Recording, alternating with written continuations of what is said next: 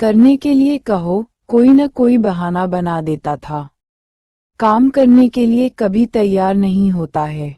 जब भी काम बताओ, कुछ न कुछ बहाना जरूर बनाएगा। मित्र, अगर आपको पता चल जाए, आपके पास वाले खेत में बहुत सारे पेड़ खड़े हैं। इन पेड़ों के बीचों बीच सोना दबा हुआ है और आपसे कहा जाए, अगर इन पेड़ों को काट दो तो आपको सोना प्राप्त होगा। आप क्या करेंगे? जहां पेड़ों को काटने में समय लगता है 1 साल का, वहां आप इन पेड़ों को 1 महीने में काट देते हो। ऐसा क्या हुआ? सोना भी नहीं मिला और आपने 1 महीने में पेड़ काट दिए क्योंकि आपके अंदर की शक्ति को जगा दिया, जिसकी वजह से आपने इन पेड़ों को काट दिया। आपको वह सपना दिखाया गया था, जिस सपने से आप अपने आलस को त्याग कर आप धनी व्यक्ति बन सकते हैं। ऐसा कहा जाता है, भटके हुए को रास्ता बता दिया जाए तो वह व्यक्ति अपनी सही मंजिल पर पहुंच सकता है, और ऐसा ही हुआ। आलसी व्यक्ति भी अपने आलस में कहीं न कहीं भटकाव महसूस कर रहा था, जिस वजह से कुछ भी काम बताओ करने के लिए राजी नहीं होता था। अपने अंदर की शक्ति को जगा नहीं रहा था। हमारी जिंदगी में कुछ लोग ऐसे ही शुभचिंतक बनकर आते हैं जो हमारी सोई हुई आत्मा शक्ति को जगाते हैं और कहते हैं, आप बहुत कुछ कर सकते हैं। आपके अंदर वह शक्ति है जो दुनिया में किसी के पास नहीं है।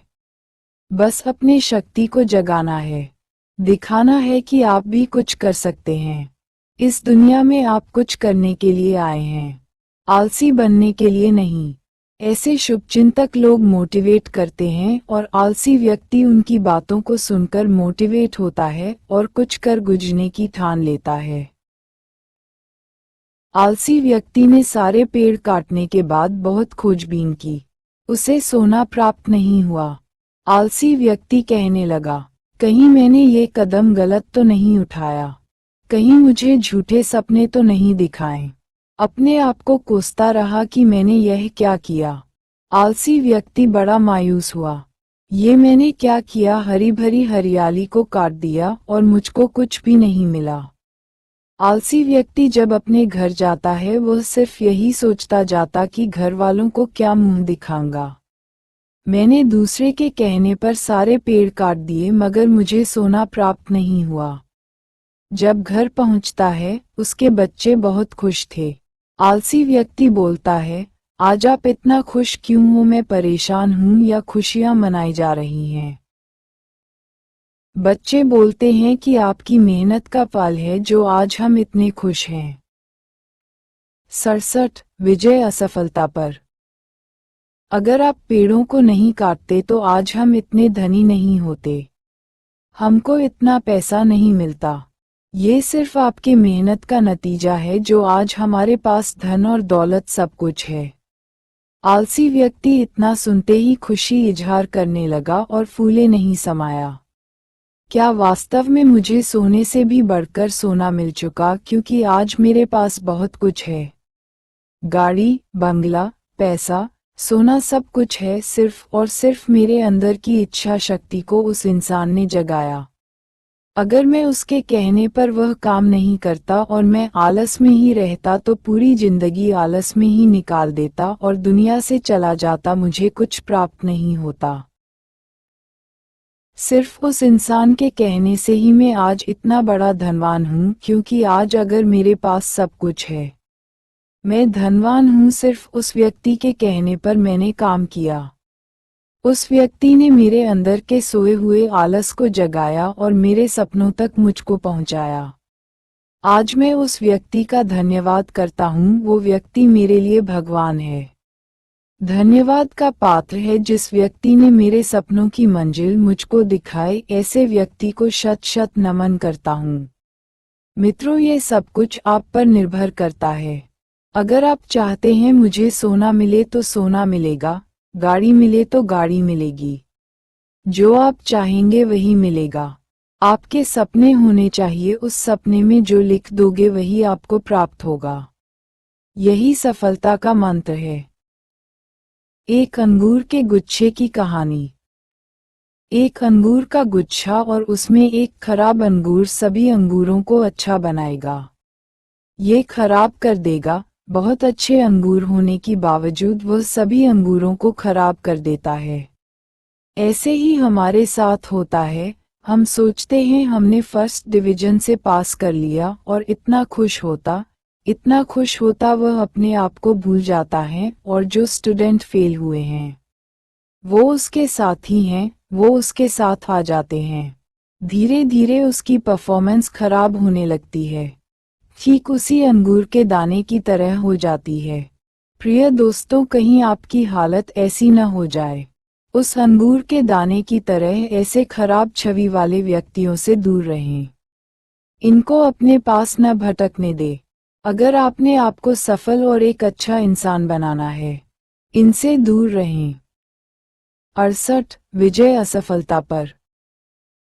एक कदम विजय की ओर। दोस्तों, हम सब एक इंसान है, हर मास का जीता जागता इंसान है। कुछ पता नहीं कब और किस वक्त इंसान की जीवन लीला समाप्त हो जाए, यह कोई नहीं जानता। यह जरूरी है जो दुनिया में आया है वह दुनिया से जाएगा, ये तो तय है। जिंदा रहने के लिए मेहनत करते हैं। क्या हमारी मेहनत करने से हमें हमारी मेहनत का पूरा लाभ मिल रहा है? नहीं। क्यों नहीं मिल रहा? दोस्तों, हमें उतना क्यों नहीं मिल रहा जितना एक कंपनी मालिक को मिलता है, क्योंकि हमारी सोच इतनी बड़ी नहीं होती जितनी एक कंपनी मालिक की होती है। ऊपर वाले ने वही दिमाग कंपनी मालिक को दिया, वही फकीर को दिया, वही एक गरीब को दिया। फिर हम अपनी सोच में इतना पर्सनैलिटी डेवलपमेंट क्यों नहीं करते? क्यों नहीं हम मालिक बनते? हम भी मालिक बन सकते हैं। अपनी सोच में परिवर्तन करना पड़ेगा। सोच बदलो, देश स्वयं बदल जाएगा। कंपनी मालिक को देखिए। कंपनी मालिक इस्तेमाल करता है दिमाग का और हम इस्तेमाल करते हैं शरीर का।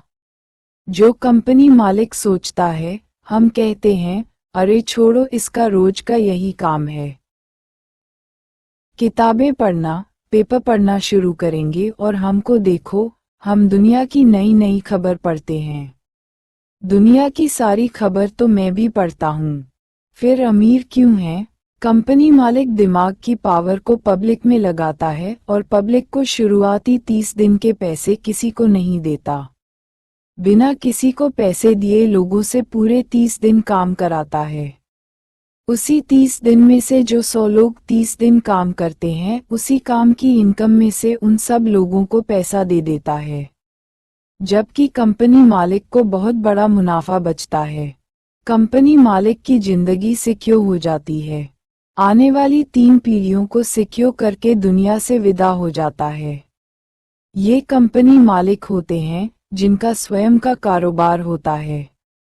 जो मजदूर 60 वर्ष काम करता है, वह मेहनत करता करता दुनिया से विदा हो जाता है और अपने पीछे जीरो इनकम छोड़कर जाता है, और कंपनी मालिक का 30 दिन चली कंपनी का प्रॉफिट लाखों और करोड़ों में हो जाता है।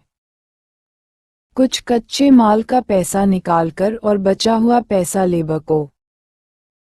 69 विजय असफलता पर। तनख्वाह के रूप में दे दिया। आने वाले महीने फिर वही 30 दिन काम शुरू। इसी तरह से जो कमाया, जैसे 30 दिन पूरे है, कंपनी मालिक ने लेबर को तनख्वाह देने के बाद जो मुनाफा कमाया है। अब आप देख रहे होंगे हर रोज वही काम, वही 8 घंटे, वही 30 दिन, वही मालिक जो लोगों से काम करवाता, वही कंपनी जहां पर लोग जाते, फिर वह लोग अमीर क्यों नहीं हो रहे हैं? एक व्यक्ति लोगों से काम करवाकर अमीर हो रहा है।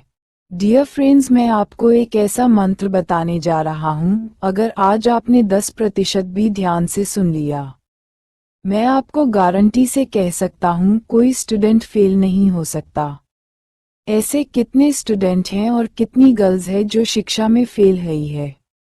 आज मैं आपको सफलता का राज बताने जा रहा हूँ। ध्यान से सुनना, कितने ऐसे स्टूडेंट हैं जो इस वर्ष परीक्षा में फेल हुए हैं। आप अपने आप को फुल टाइम दे रहे हैं या देंगे, ऐसे कितने लोग हैं? जो प्यूरिफाई के बारे में जानते हैं। पानी की साफ सफाई की मशीन। दोस्त, इसी पानी की तरह हैं आप। अगर आप अपने दिमाग की नियमित सफाई करेंगे तो इसी पानी की तरह हो जाएंगे, और जो अपने दिमाग की सफाई नहीं करेगा वह सड़े हुए पानी की तरह हो जाएगा।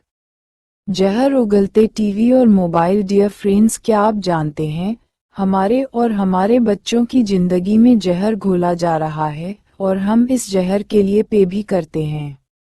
क्या आप जानते हैं क्या है वो जहर? देखते रहना एसएसएस को और जानिए टीवी पर दिखाई जाने वाली नकारात्मक बातें। ये सारी चीजें हमारी जिंदगी में जहर उगलते हैं। हमारे बच्चे भी इसका शिकार हो रहे हैं। जैसे फेसबुक अच्छे काम के लिए, अच्छे वक्त के लिए बनाई है। कुछ लोग बुरे कार्यों के लिए फेसबुक का इस्तेमाल करते हैं। कुछ लोग अच्छे कार्यों के लिए फेसबुक पर काम करते हैं।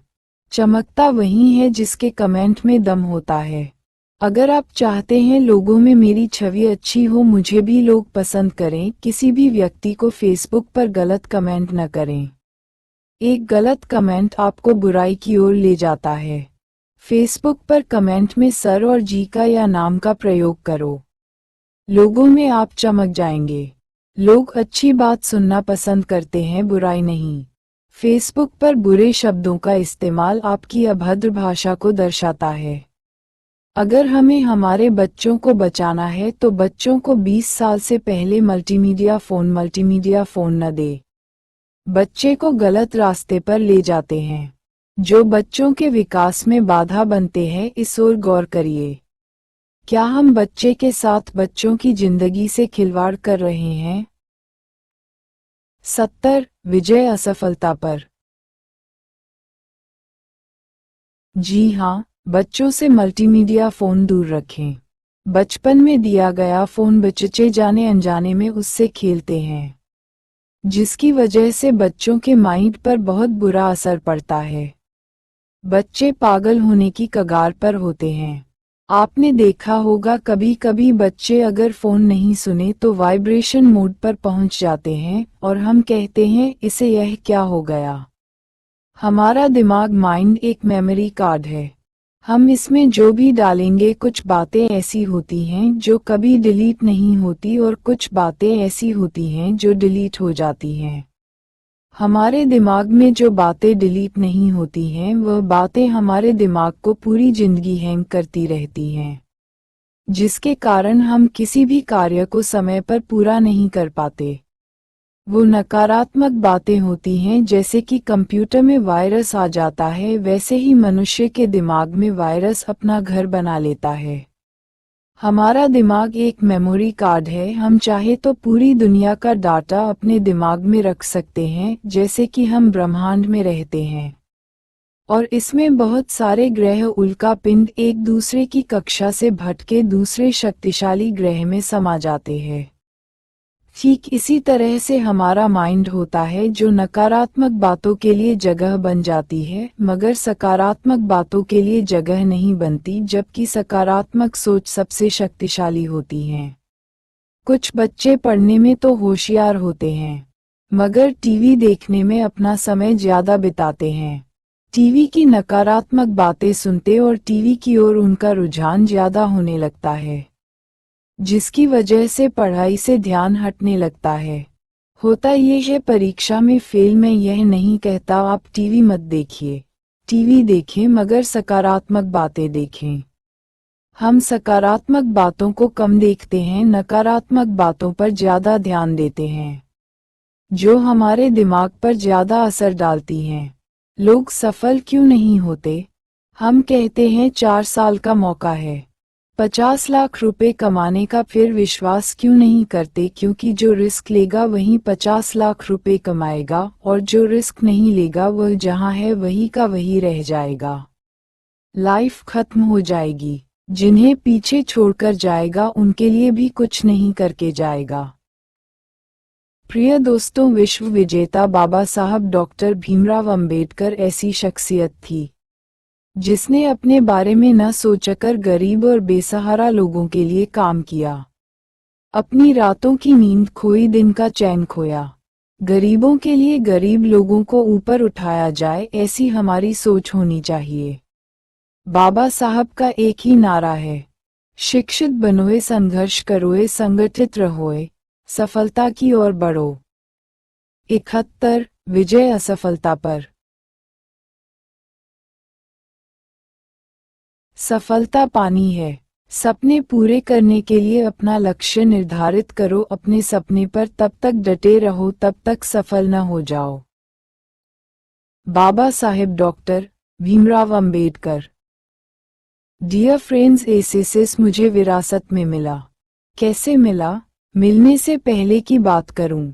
शुरुआत 30 अगस्त 1947 में हुई थी। दोस्तों, क्या आप जानते हैं कैसे हुई, किसके लिए हुई और किसने की? प्रिय दोस्तों, विश्व विजेता बाबा साहेब डॉक्टर भीमराव अंबेडकर भारतीय संविधान रचयिता भारत में रहने वाले हर आम आदमी के लिए गठन हुआ। एसएसएस कंपनियां लगाई तो नौकर बना दिया। जब तक शराब पियोगे आप गुलामी की जकड़ में रहोगे। एसएसएस जिसे अमीरों ने अपना लिया और गरीबों में बांट दिया। पैसे वाले लोगों ने गरीब लोगों को पैसा देकर कर्जदार बना दिया। गुलामी से बचना है तो शराब को छोड़ दो, आप आजाद हो जाओगे। और तो और लोकतंत्र आने पर राजनीति ने लोगों को गुलाम बना दिया। एक व्यक्ति को ऐसी बुरी लत डाल दी कि पूरी लाइफ कमा शराब ठेके को बना। शराब पिलाने वाले लोग गंदे होते हैं, इनकी सोच कूड़े के ढेर की तरह होती है। गरीब बस्तियों में शराब के ठेके खोलकर लोगों को शराब का गुलाम बना दिया। शराब एक जहर है। शराब से घर नहीं बसते, शराब से घर उजड़ जाते हैं, बर्बाद हो जाते हैं। तारानकन गली मोहल्ले बस्ती में शराब के ठेके से लोग बर्बाद हो रहे हैं, बेचने वाले लोग अमीर हो रहे हैं। नेटवर्क मार्केटिंग, खुद का बिजनेस।